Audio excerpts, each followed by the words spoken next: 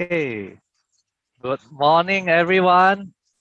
This is another lovely Saturday, and thank you for joining Pasarkita. Today, we are going to have Miss Ong Ai Ai sharing about her experience and also tips to start the community garden. So before that, for those who are new to Pasarkita, let me introduce who is Pasarkita. Pasarkita is a platform that connects growers to the buyers, where Pasarkita will help growers to onboard their agriculture business. They can participate either as volunteer or they can start their own edible farm.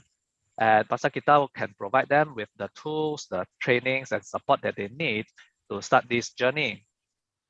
And once their product is ready to harvest, Pasarkita will help them to market and sell and also distribute to the end users, to the consumers. So this month, Pasarkita is having a donation drive where we are looking for donations from the public to help us to channel the donation to the growers so that we can help them to buy the necessary equipment and also to get their land so that they can plant. For those who wants to involve in hydroponic, Pasarkita will help them to set up their hydroponic sets or their aquaponic sets. So I'll drop a link at the chat box later where you can share and contribute to support our cause to help these growers to start their agriculture business. So I will pass the mic to Miss Ong Ai Ai and for her to let her to introduce herself. So pass to you, Ai Ai. Okay. Hello. Yes, we hear you loud and clear. Okay, hi. Good morning, everybody. It's my first time to be sharing on a video, so I can't see your faces and no eye contact, but I'll try my best to be as natural as possible. So, good morning, everybody. So by way of introduction, I only started volunteering at a community garden, and in this instance, it's the KEBUN KEBUN BUNGA, which is located in Bangsa. I am very new to volunteering because prior to coming back to Malaysia, I was working in Hong Kong. And in Hong Kong, there is no chance to be doing any farming and so on, because as everybody knows, real estate is real expensive in Hong Kong. So when I returned to Malaysia, I was very happy to find out that there is a community garden very close to where I live. So I joined 9 months ago, and I'm thinking in 9 months, human baby will be born. So in my instance, it's not a human baby that was born, but there's a lot of things that are involved in growing, and there's a lot of things that I learned in the 9 months.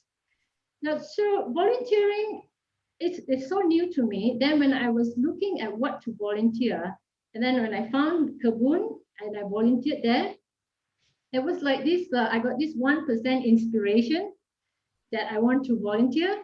But then since then, it's been 99% perspiration, as the saying goes. So so why, and then I was thinking, okay, why KEBUN? And I find what is it's good with KEBUN and volunteering in farming is that it gives me the mission statement that they have in KEBUN is to grow vegetables and provide it to the needy, the underprivileged. So we grow our vegetables and we provide them to the homeless, the refugees. So all our vegetables actually go to them, and the vegetables we grow are organic vegetables.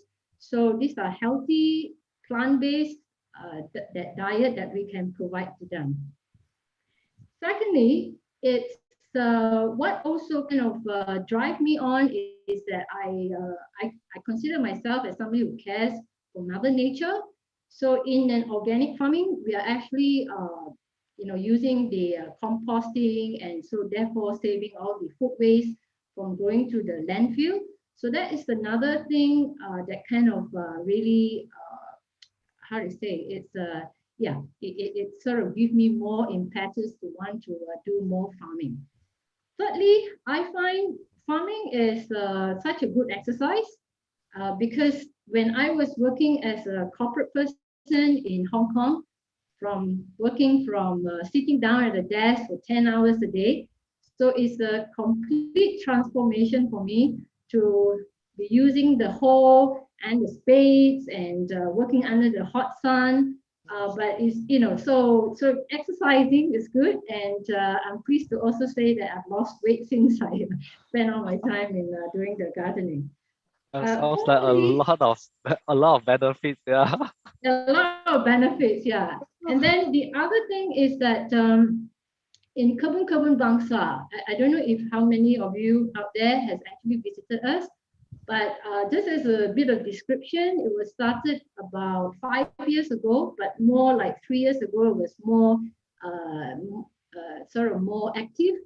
And they have the people there, the founders, they managed to make it a very beautiful garden. So while working there, you see a lot of beautiful flowers, a lot of growing animals. So it's a very peaceful and beautiful place to be. All right, so that is enough of the introduction, I guess, right? Yeah. So today, when I was approached by Haniza to do the sharing here, I was looking at, okay, I learned a lot. So I wanted to share with what I've learned and what I see, observe, that are the challenges that we have at the community garden, and some of the tips that I think, I shared here will benefit a lot of people who are learning to do farming. So today I'm going to talk about the 5 challenges that I think we face. There are actually maybe more than 5, but today I'll just zoom in on the 5 for today. So with that, let me just get on to the sharing the screen. Okay.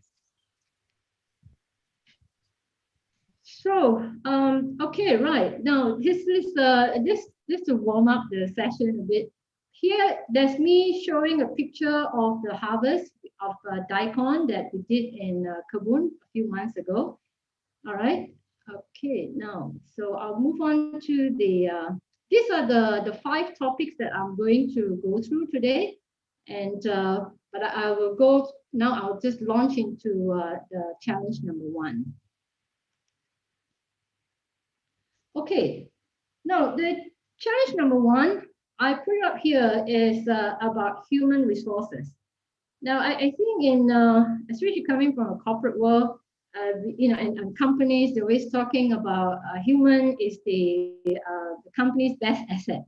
And it cannot be more true than in a community garden, because it's a very labor intensive environment where you need a lot of manual work to be done. So if you don't have people in the first place, then it's not going to happen, right? So I was looking at it and I thought, what in this sharing, as what we can use as like to relate back to people, especially we urbanites. We have very little involvement in farming. So I was then looking at things like, okay, look at the soft factors. So in how to when you're recruiting volunteers or any kind of human resources, even including paid workers, you want to look at how to appeal to them to come in and volunteer at the community garden, and even for yourself as probably the driver, the leader in starting a community farm. So so I was calling this the reason to be. I mean, the French word, right? Raison d'être. It's like when you are involved in the growing, you grow for the health benefits, i.e., eating vegetables which are not covered with pesticides. And then this relates back to something I picked up from quite a while ago, and it's this founder in Johor, and it's this farm called Follow. I think it's the farming of I cannot remember the term of it. But anyway, he was inspired to start his own farm to grow organic vegetables because his father was not well. And he, being a doctor, he didn't think any of the medicine could actually heal his father. So he started the organic farm, and the vegetables, he feed his father the vegetables, which is grown from the farm, and his father became better and continued to live on. So that follow farm in Johor today, I think they have like 6 families growing the vegetables, and they are eating the vegetables from the farm. The other one is on the environmental, right? If like a lot of us always keep hearing about how the landfill are just filled with a lot of food waste, and that is causing a lot of bad gases to go in the environment. So we can actually, yeah, if we have the farm nearer to us, and then we do the composting, there is no food waste or less food waste are being sent to the landfill. And on another aspect of environmental aspect is that when we get vegetables, like even from Cameron Highland, or if it's imported vegetables, it incurs a lot of carbon footprint. So much carbon footprint, right? It's unbelievable. And so if we grow something, especially from your garden, and then you are eating it, there is like zero carbon footprint being incurred. So okay, so now these are the soft factors. Then I got on here, just reminded me. I want to talk about like when we have to pull people in. So you don't want it to be like hard work. Working in the farm is hard work. So you need to have the soft factors of organizing some fun events, and then people can gather, and then they have a lot of sharing, a lot of fun. So these are some of the tips that I can share here to encourage people to come and join you and form a group. Now, next one, okay. So, and then this is just like some attractive pictures, and it's something I enjoyed doing when this year, during Chinese New Year, when we were still not under the full MCO. So we organized the tossing, right, for the Yisang. But this one we did a vegetarian one because we are in the Kebun. A lot of the things we had to buy at that time, but one of our dreams is that maybe perhaps one day we can actually do this and get the food from the farm itself. So very attractive. This is the year of the bull, so we did this the Chinese character for bull, new. All right, the other event that we had was like this ulam party. Now this was an amazing event because it's so colorful. And then when we shared it on our Facebook page, we even had people who was not our members. They came and they thought we were selling this ulam rice, nasi ulam. So it was just so nice. So I'm sharing here. You can see it's just so attractive, and these are some of the things that you've got to be doing when you're running a farm. Okay, next one is I'm going to talk about the second, or I would say it's like a hardware aspect. Just now I was talking that it's like a psychological aspect, right? Get people to come, why they want to come. Now this one is about the physiological factors. So when you have the farm, we need to care about those people who come to the farm. So we need to be providing amenities, even providing like a shady spot where you put table and chairs and people can rest and socialize and forming a good rapport with each other, right? Then you need to have the clean water to wash their hands, right? Because we're working with a lot of dirty stuff at the farm. Even a simple thing as a toilet, but it is a problem. Like in Kebun, we had an eco toilet, and even that is not that satisfactory, but you need to have a toilet. And another one is example is having a shed where people can keep their belongings, and then keeping the tools so that the volunteers don't have to bring their tools every time they come to the farm. Okay, I think that's on this challenge number 1. Now, I'll now flash through to challenge number 2. As I was saying, doing this over the video, I can't see anybody, so I'm just going to prattle on. Because we are here with you, I. Okay, good, good. Okay, just want to make sure people haven't fallen asleep after a heavy breakfast. All right. Okay. Now going on to next one, the challenge number 2. Okay, so this is just a summing up of what I've shared. Now I believe from mine that if later on there are any questions, we'll come back to it. But in the meantime, I'll just going to proceed on. Challenge number 2 is about soil and composting. I think last week there was some expert guy, Dr. Gulam, who shared about soil. So, I mean, some of you may have already heard this. But coming back to a community garden, I think it cannot be stressed enough that you need to do compost. Okay, it's relating back to like retail business. They always talk about its location. In our instance, compost is really the black gold for farming. Now, people are worried. I heard from Mike that if you start a community garden, it's going to be expensive. It is expensive if you have to rely on buying soil. You have to rely on buying fertilizers. It can get expensive. So, but if you got composting, you plan to have composting right from the word go, it will help you a lot in the long run. So when you having starting a community gardening, so promote and then make it as a point to do the food waste as a food waste collection point, these ingredients, they are free. So if you're talking about cost, you can do this at zero cost. All right. The other zero cost is getting the alam flora street cleaners to bring the dried leaves to your community garden. And from these 2 ingredients, really you can already start to do your compost. Now, I know that composting is a huge topic. You can do it really well, and you can just start from scratch, and your results won't be too bad either.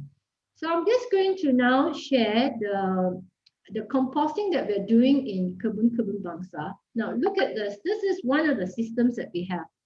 It's simple and it's cheap to create this compost bin. You just need to buy the wire mesh, make it into a cylindrical shape bin, and then you layer the sources of the nitrogen, the greens, and the carbon, the brown materials, and you layer it. Now, Kebun is already a community garden which is already in its 5th year, and it's interesting to note that it's only recently they got to this one. They tried other different systems, but because now we're getting a lot of the food waste from Bangsa village, the supermarket there, they bring the food waste. So we got so much of the food waste, so we're resorting to this type of very simple system. I also have this one in my home. I went to the hardware store and bought this, and it's very flexible. You can remove it, right? You just have to tie the end with a cable. So this is one system. Can you see at the back here the dried leaves from alam flora?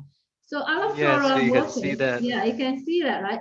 It's we talk to them and then ask them, instead of being carried away to some BBKL depot somewhere, they just dump it in front of our kebun, and that's what we use all the time.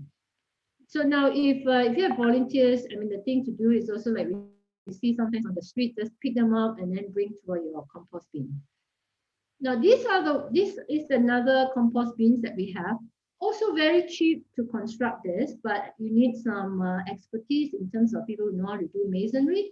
So to make it strong. Now this is good, and you see on YouTube video, a lot of people, especially in the West, they do this type of compost bins. It's good as if the bottom is cemented, and then you can turn it easily, because another thing with composting is going to keep doing the turning the compost. So this is like, yeah, you turn from one bin to the next to the next. So it takes something like as long as 8 weeks, and you'll be like getting your compost for your plants. Okay, so that's about the composting. And next challenge, number 3, is what to grow. And we touched slightly about the crop rotation. So if you heard of the terms like low-hanging fruits, fruits which is higher up, it's harder to pick. So you want to pick the bottom one. Now this applies back to your garden, because if we are talking about community garden here, right?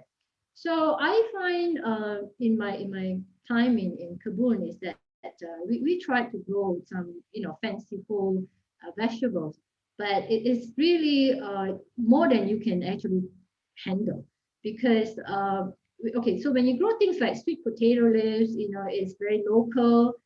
Kacang botol, the choy sam and bayam, they are good to eat, they're popular. So, and then you see the results, and it is itself will encourage you to move on, because there's nothing worse than trying to grow vegetables that is fail, and then you'll be so heartbroken, right? So just do something which is easy, all right, and then it makes you move on. Okay, so we do experiment with growing other things. So for example, I just want to share here, we were growing cabbages, but they are difficult to grow, and they die, and then and it takes a long time, and you're gonna like try all over again. So that is like, grow something which is easy. Don't try to be a hero and try to grow these highland vegetables like carrots, um, cauliflowers, so tomatoes, chilies, like forget about them. Okay, next one is I want to talk about crop rotation. So when you're growing the vegetables, if you keep growing the same things, right? Some of you may already know this, but it cannot be stressed here that you need to rotate the crops, because when you grow, say, the same leafy from the same family again and again, it will make the diseases to get, or the bugs to get stronger, so they start attacking your vegetables. So crop rotation is a scientific way to growing your vegetables. So you grow from like different family of vegetables. So if you're growing from, so there are probably about like, I don't know, 10 different family types, but I think I'm going to just deal with like only 4 different types. So we start with like you're growing fruiting vegetables, right? So fruiting vegetables are all those vegetables with seeds inside, okra being an example. So you start growing okra. So after okra, you harvested it, the next time you don't want to grow okra again. Move on to grow a leafy vegetable. An example will be a bayam, because it doesn't, you don't need to rest a bit so much, and you can grow bayam, and it's a very fast growing vegetable. And after bayam, you move on to a root vegetable, and in this example is like daikon, right? It grows into the roots. You start breaking the soil to break it down further, and then the next one is legume, or like a kacang panjang, something which like has a pod, kacang panjang or kacang botol. So these are the four examples of what is the type of vegetables you can grow as a rotation. It's there was something I wanted to mention about crop rotation. Okay, never mind. I forgot. I sort of have lost track as to what I wanted to say about the. Okay, never mind. If I remember, I'll come back to it again. Crop rotation. All right. So that's challenge number 3. And okay, next is talking about wheat and pests. Geez, I mean, I think for me in Kebun, about 50% of my time that I spend there is spent on removing weeds. And it's one of the things that volunteers hate to do, but that's something you got to get them to do. So the solution is how to reduce on the weeds that you get in the kebun. When Malaysia is we got so much sunshine, so much rain, and if you put fertilizing into your beds, then the weeds will compete with your vegetables to propagate. So the trick really is to try to not have weeds if you can. So the methods will be on mulching, right? Mulching, and then you can use like dried materials, wood shavings, whatever, to lay on your bed. Now, so then looking at what is like another, again, free materials that you can use, no cost at all. And that's using all the cardboards that you have in your homes, or going to the supermarkets and recover the cardboards and bring it in and lay it on your beds. It really helps. Even in things like an okra plant, recently I started because of MCO with less people. I'm even laying the cardboards in between the plants, the trunks, so that there's less weeds to then weed. Just have to weed around the tree. So that's about weed. Okay, something I want to mention here, because this is something that just came out. We were using cow dung for our farm.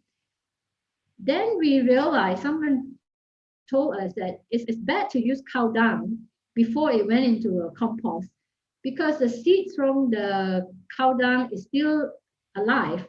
So when you put it back onto the ground, it will then the seed will then grow. So the thing to do is we realize to put into the compost, so the heat will burn it, and then the seed will die. So when you put it as a compost back into the soil, it doesn't end up as being weed. So it will be a way to minimize the weeds on the bed. Okay, now next one is about pests, right? It's because if you are running an organic farm, and I think as a community garden, that is really one of the better way to go around it, because you don't want to be dealing with pesticides, insecticides. They are bad for you as the person using it, and you don't want to corrupt your vegetables and then eating these unhealthy vegetables. So you don't want to use all that. So there is what we are using as a method is using the net covering. And with that, I want to show this is using the polycarbon pipe, very cheap to start off, and it's very lasting, and it helps to keep the pests off. So if here, this is a clearer way to look at the polycarbon pipe. Again, something you can buy from a hardware store, and cut it to size, and then put it onto your the beds. So while this is one of our show off here, as we're growing the kai choy, and it did well, very well, and because it was all done under the net covering. So this is what it looks like, right? Now again, I was recently seeing the farm, the Follow, F-O-L-O, Follow farm in Johor. They built like a big structure. I'm sure it's very expensive, but it's like an aviary, or you visited a birds park. I mean, they have that kind of netting, and I was like thinking, wow, that is certainly something I want to aspire to have, because it will just like save you from the pests. Okay, so already covered challenge number 4, so not too bad. And next one will be the last challenge here. This is water management. It's so the other ingredients to growing is about water. Now, so when you're planning the farm, and because we're in the urban area, so the likelihood you're going to have to use air selangor may be there, all right? but it may be costly, and also you need to have like a meter to get the water supply. Uh, then the next source is rainwater, but you need to invest in some kind of rain harvesting. So you probably need to get a tank, a water tank to harvest the rain. And lastly, it's about the drain water. And this is something we use a lot, the drain water in Kebun, because the channel will water, the drain water, and then it goes through the ground, and then it comes up. And so we have like water holes for the water to come through. So and then we use that to do the watering in the farm. The so on things like this with water, then you probably need to sort of plan to have like a pond in the community farm. So pond will have like two good purpose. One is to drain the water in, especially during rainy season, to drain the water into the pond, and then subsequent to that, you can use the water to water the plants. And then I was learning from someone that you can, when you're digging out a pond, then that's where you get your soil by digging out the land, and then you get the soil. So there's another like freebie you can get from nature when you're starting the farm. Okay, then the next point is about water, and it's about the sprinklers. Because if you're running a community farm, you may not have people going there every day, but your plant still needs to be watered. So I think this is like the biggest challenge in my way of thinking, because without watering them, I mean, you might as well not get started, right? So do investigate for a sprinkler system that works on an automatic timer, and then it comes on to water the plants once or twice a day, especially during our hot season. That's when you need to have the water. And that is okay, so that's the challenges that I have, the 5 challenges. And so this were what I shared just now as a summing up. Um, and yeah, I think I've covered everything, and so I hope you do pick up something from here. And for now, and okay, I'll pass it over to Mike before I do the closing. Thank you. Thank you for your sharing. You help us to condense the whole organization and management of urban farm in just like in 30 minutes. Amazing. So from what you've shared with us, I can understand that, wow, planting do teaches us about the cycle of life. It Yeah, is where we get the soil, okay, so-called for free, and then what you need to do is just plant on it, and then the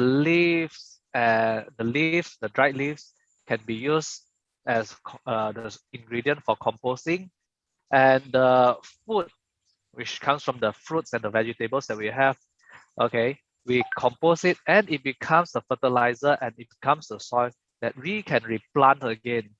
So this is very uh, informative, because a lot of the time I believe that people thinks about planting as another kind of investment where we need to buy the soil, we need to buy fertilizers.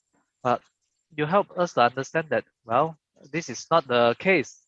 It is about what we do, and it is about how we recycle. I like it when you mentioned that the when you are digging a pond to retain water, and the soil will become your your source to plant another trees or something different. absolutely, Mike. That's So why yeah. Sorry, Mike. Yeah. yeah, there's a question from the floor.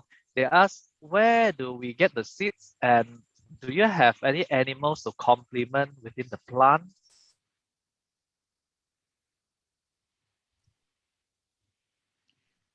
Okay, yeah, answering about the seeds, seeds are the cheapest and the most abundant, to get the seeds.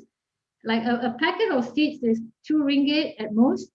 And so seeds is really it's not a big deal. It's not a big deal. And even like doing seedling, yes, you need to do the seedling. It's also not a big deal. It's about having that ecosystem around it. Make sure that your seeds and then the seedling will actually grow and become something edible. All right. Now, okay, so seeds is you can get it, and of course, sometimes because we are quite a matured farm, we do get some free seeds from our farm itself, like the kacang bottle is plenty. If you don't harvest them, they get big and they matured on the tree. They get old, and then you can get the seeds from the pot itself. So seeds is don't sweat yourself with like where to get the seeds, right? That's the least that you have to worry about. Now, in terms of animals, this is I didn't bring it up before. I didn't want to sort of digress too much, but anyway, since the question came up, in Kebun we have a lot of animals, a lot of chickens, a different kind of chickens. We have a lot of we have ducks, geese, turkeys, cows. So we have all these animals, and it's become one of the major attractions for visitors coming to Kebun, and also in that attracting volunteers to come. Because a lot of these urban people are children have never seen a cow before. So when we had a cow that was born in Kebun, we attracted so many people to come. Now, if you are planning a community farm for a sustainable community farm, ongoing. You want to generate revenue. Keeping animals may be one way to go about it because you can generate income. And just to share, in Kebun, we sell the animal feed, and then visitors come and they donate money, and then and it's our biggest revenue generator. So from the money, of course, we then go and buy other things that we need to use in the farm. But yeah, so we do keep a lot of animals. Oh, okay. And But there's a I must question. also before I move on, I must caution, we do get complaints from the neighbors who don't like the chicken crowing in the morning. So just have to be careful in how you go about this. Yeah. So there's also a question asking, are these free range animals? Yeah, they are free range, but we don't keep the animals for eating. We never slaughter them, so they are there as an attraction for the farm, and complement into the ecosystem, because like we have the pond, so it makes sense to keep some ducks and geese, and then we have the cows that is to eat the grass, the wheat, because we are underneath the TNB's electric pole. And so we need the cows to kind of graze the grass, and then for their dung. Only that recently we found that their dung is not so conducive, but anyway, we now found a method around it. Yeah. So speaking of the seeds, right? I think something that we need to understand from growing is that a lot of the times growing is actually a very efficient and very productive things to do, because if you start with eating a mango and then you start planting the mango, Yes, okay, and it grows into a tree that produces like tens and hundreds of mangoes. So yes, from there we would basically have more seeds to produce, to plant for more trees and to grow our farm. I think this is something that the mindset needs to change when it comes to yes, growing and agriculture, because it is not like what a lot of urban people feels. It's not like I go to the supermarket, I buy A, B plus C, and then it becomes X, something like that. Right, It is something right, that right. will grow by itself. It's like magic. Well, but it's not so simple that you just have the seed. They the soil. I want to go back to soil. I think the Mm, emphasis is really not on seeds. yeah, If you just have seed on its own, it's not going to grow, right? I mean, we all know that. And so sure. the soil and treating nature with respect, all that what I've shared just now, they really are more important. I just made now you just trigger something off in my mind. When we have people sending seedlings to us, they have the Mm, seeds and they grow in the seedling, and like you see here in this picture, they send the seedling to us. mhm, But we actually don't like it. I wish these people don't do it because you have the seeds, the seedlings, but you got nowhere to grow it.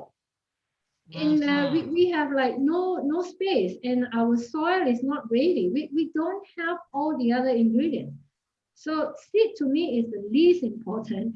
I just can't emphasize enough. I got quite angry with that. People just dumping off their seedling river, then we are scrambling around to find a space to grow it.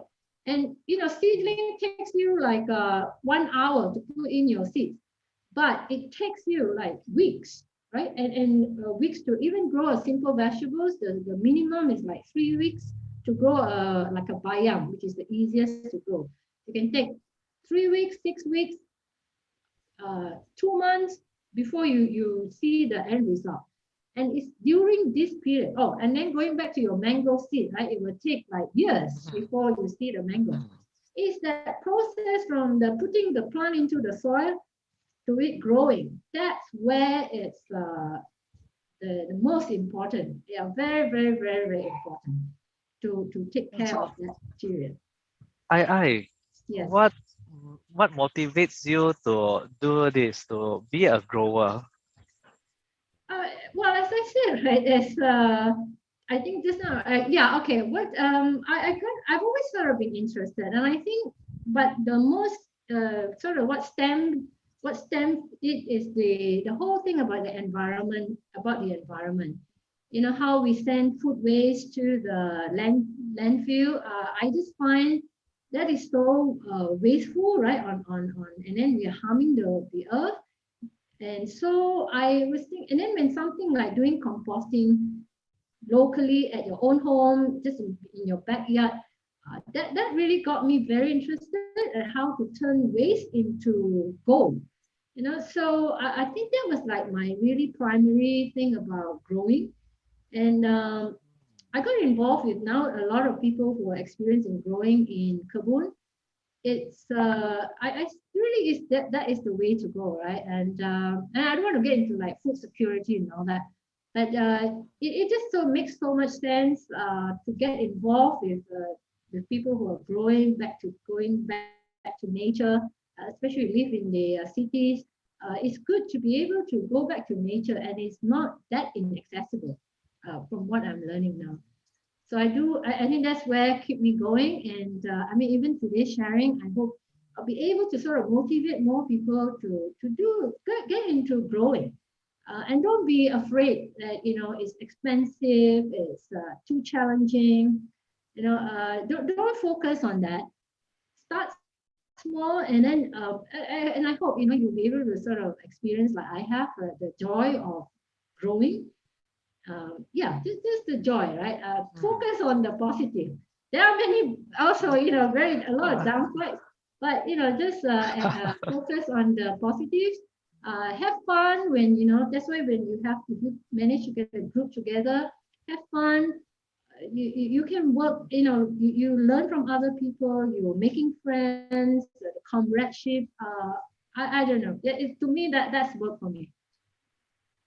I can feel from your presentation since the beginning of your slides, you talk about the social aspect of it, where you can learn from experienced people, and then you have the opportunity to experience and also experiment with different kinds of plants and how you do composting, and also how you manage your plants. Yeah. And I think the social aspect where we as human, we love to work on a project together and see it grow and then get the satisfaction of harvesting and make your ulam party. I think that is something that is very very interesting. And with Yeah. the animals in the farm running around and giving you something unexpected every day, I think that really excites us. Okay, Yes. Yes. but Just very when it quickly, I comes, want to yeah, mention about ulam. When we had this ulam, and some of the ingredients we had to buy, only very few we could get from the farm. So that inspired us to then grow more ulam type of things. So we a lot of the different herbs. So we started to grow that. And then when we were starting this new plot, we got a duck which keep coming to eat the cacing. So we now okay, name this duck. His name is Ulam. So that's it's fun when we have yeah. Ulam the duck. So, speaking of the duck, right, and animals, how do you get these animals into the farm, and how do you manage them? Briefly. Yeah, I think okay. As I understand it, some of the animals were donated to us by some volunteers. For example, the cow, it was purchased and donated to us in the kebun. Last year, the Kementerian Pertanian, or I don't know, I can't remember which minister already. They gifted us with two peacocks. So it came from the Wow. government. Yeah, they gave us two peacocks. So we have a beautiful this peacock and peahen couple. The peacock is beautiful, attracting a lot of visitors before the FMCO. So a lot of them were actually given to us at Kebun. I see. And there's also one question. Do you practice hydroponic in Kabun? Yes, we do. We do. We have hydroponics. It's also donated to us. This company they donated to us, and in fact, I am in charge of the hydroponics. So we've had it for now 6 months, and hydroponics is good because it produces it's a lot more productive than vegetables from the soil, and it's in a protected environment, controlled environment because you don't let in the insects and pests inside, and we got the water running. So yeah, hydroponics is providing a lot of vegetables to our recipients, more vegetables than the soil. Yeah, so one more question from the floor. What is Kabun Kabun's biggest challenge if you were to name one? Getting volunteers, getting Getting volunteers and the manpower. It's the okay. I'll go into this. I mean, Kabun has been quite fortunate in that it is now large enough. We got some revenue generating going on. We got some generous donors. So with that, we are able to hire 2 workers to work in the farm for full time. We have our founder. He is there every day. Okay, but it's still a big farm, and we need people to look after the watering. We need people to look after the animals. We need people to look after the composting. We need to have all the compost being spread out for all the beds. So the challenge is to have people, volunteers, to keep coming back. We need to find more volunteers like me to come to the kebun. So I still think that is our biggest challenge is to have the people. So we see it during this FMCO, full MCO, where volunteers could not come. They cannot. I mean, we are not clear whether it's a permitted activity, but certainly we cannot have volunteers traveling from 10 kilometers away. So, and we just cannot continue to do a lot of planting when we have no volunteers. Yeah. Manpower. So I understand that the current MCO is actually restricting a lot of movement. So Yes. basically, that's something we have to go through. That's why we hope that the pandemic can end really, really soon. Yes. Okay, Definitely. we have someone asking how do we go about visiting the kebun? Oh yeah. Actually, I have it in my last slide is to invite all of you here, in the audience to come and visit us. It's very easy to find. We are at Bangsa, very close to Pantai Hospital in Bangsa. Very, very close. Come and especially on the Saturdays, because in normal times, on Saturdays we have what we call a gotong royong. We used to only do it once or twice a month, but now every Saturday is a gotong royong in Kebun, and I'll be there on every Saturday morning. So do come. But even if you cannot come on a Saturday, just come and stroll in our Kebun. You like it. It's very beautiful. It's so beautiful, serene. You're in the like an oasis in this in the big city. Yeah, do come and visit, and we can do a lot of sharing. A lot of sharing. If you come, very happy to share. Very happy to get more people involved in farming. Hmm. Okay, so let's hope that the MCO will really ends really soon so that we can get back to life and we can get back to nature. I'm sure a lot of people would love to visit Kebun. Uh, I'm the first one that uh, wanted to visit for quite some time, but because of the MCO and restriction, it is actually a big restriction. So, all right, we are already at Yeah, time flies. 11:55. Yeah, time flies when we are having good times. So, any final words that you want to tell the audience before we end our discussion today? Yeah, I think when I prepared the slides or what I wanted to share today, I didn't have a chance to speak to Mike before that. But later, when I shared with him, I understand like some of the audience concern, which is how do I get started? Is it going to cost me an arm and leg? And how do I get started? Is it money? Is the biggest challenge for to get started on a farm? So my parting words here is don't let money become the driving factor to whether you start a farm or not, right? And I hope today in my sharing, some of these tips that I shared, really they are free for you to adopt. It's free, it's there. So don't be so concerned, overly concerned about money. Start small. My advice here is that I think I didn't start the Kabun from the beginning. I only joined, after they've been, Hmm. it's already growing, it's already ongoing. So it's a good time to join, right? I didn't start from the beginning. But having said that, even I just joined and I just noticed that there's still a lot of things that they didn't get it right in the beginning, right? And then